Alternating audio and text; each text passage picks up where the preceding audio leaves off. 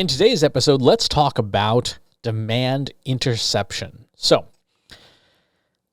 we have this concept in marketing called demand generation, and it's pretty straightforward what it is, right? You're trying to create demand for your product or service. You're trying to essentially stimulate interest in and an eagerness to buy your product or service, particularly where it doesn't exist yet. Hence, you're generating demand. The challenge with demand generation is that it is a lengthy and expensive process, and here's why. There are really 4 phases of demand, right? Dan Kennedy came up with this back in the 70s, I think, when he was talking a lot about direct marketing. It's problem, impact, general solution, specific solution, or we like to jokingly call it PIGS. What's the problem? Is the customer even aware that there's a problem? If they are aware of the problem, do they understand the impact of the problem if they don't do anything about it, right? What's the general solution to the problem? And then what's the specific solution? And the specific solution is hopefully our products and services. So let's say you're hungry, right? You understand there's a problem at least. You understand the impact of the problem. If you don't eat, your blood sugar drops and all sorts of things. You generally know that eating will solve that problem. That's a general solution. And then the specific solution is, what am I going to eat? Right? Am I going to go to a fast food restaurant, a sit-down restaurant, cook something at home, and so on and so forth? Pretty straightforward. The reason why demand generation is so challenging is because you have to walk somebody through up to all 4 stages to create demand, right? If we're assuming that demand doesn't exist, you have to convince somebody they have a problem. You have to convince them that that problem is important enough to do something about it, particularly if there are limited funds available and they have to choose between solving a problem they didn't know they had versus the other things that are on their plate. You have to convince them that a solution to the problem exists, and then you have to convince them that you are that specific solution that they're looking for. So, what's demand interception? Well, demand interception is essentially looking at each of those 4 stages and saying, where is there capacity for us to play a role and essentially intercept demand as opposed to trying to create it from nothing. So we see this in disciplines like SEO very frequently. Your specific solution maps pretty well to what's called branded organic search. Someone is searching for you by name, right? They know there's a problem. They know what the impact of the problem is. They know there's a general solution, and they've already settled on you as a specific solution. They are searching for you by name. Somebody looking for marketing analytics help is Googling for trust insights by name, right? That's the easiest level of demand to intercept. Frankly, if you don't intercept it, your marketing's got a lot of problems. Taking a step back from there, the general solution that somebody might be looking for would be, analytics consulting firm, right? That we call that unbranded search in SEO. How do you intercept unbranded search? Well, in SEO, you create content, and then hopefully that content ranks well enough for those terms that you lead people to you. And then as they understand the general solution, then you are the natural specific solution.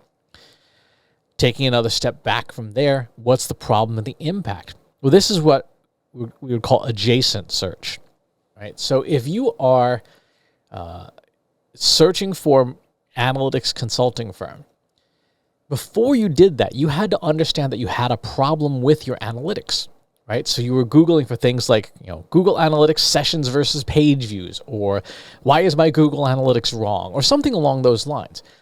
And that different flavor of unbranded search is earlier stages of demand, when someone's trying to figure out what the problem is and what the impact of it is. Someone Googling for what is Google Analytics would be a great example of this.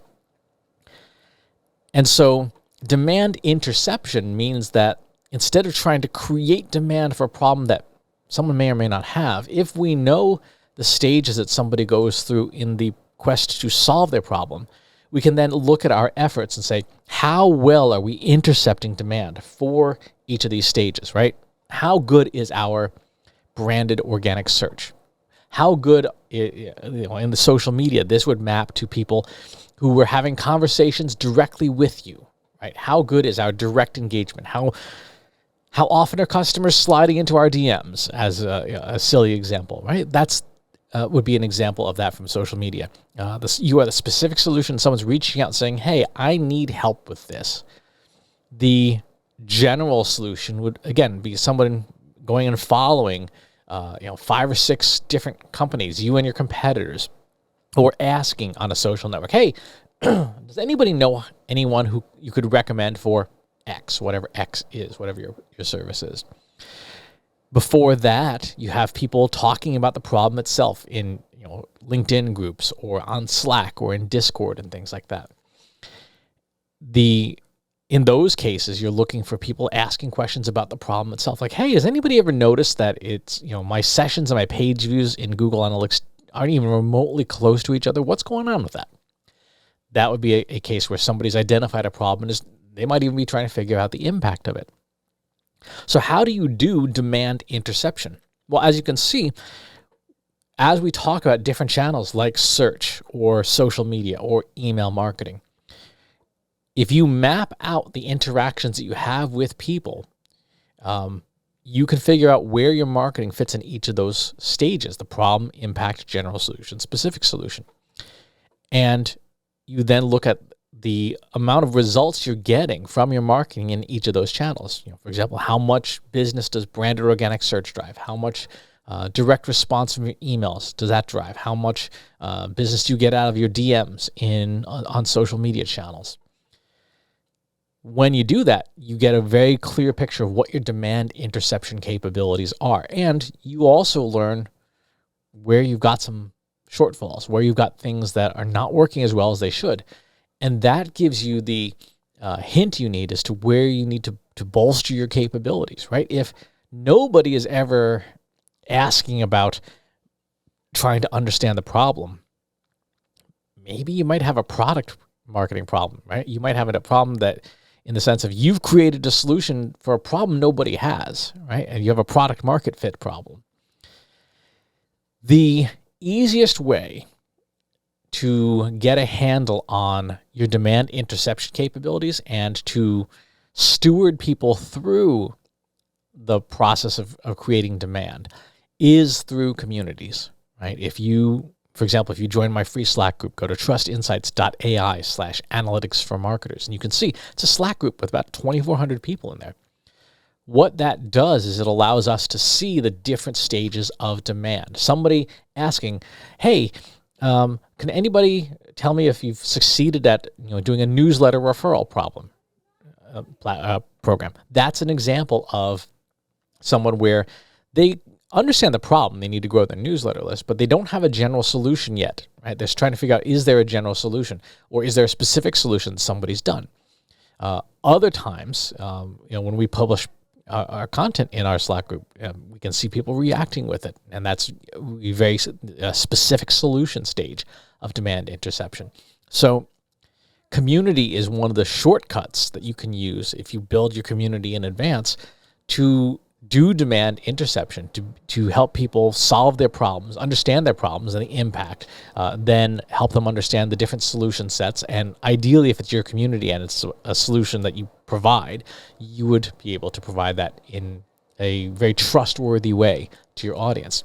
But regardless of it, if you have to choose between a demand generation program where you're trying to create an audience out of whole cloth that wants your business versus intercepting demand that's already there, I would suggest that the low-hanging fruit is that demand interception, working backwards from specific solution to general solution to impact analysis to problem awareness. And if you can do all 4 stages, you will find that you can get as much of the market as is available. And only after that do you then go and start creating demand for trying to approach people who don't even think that they have a problem and trying to create that problem awareness.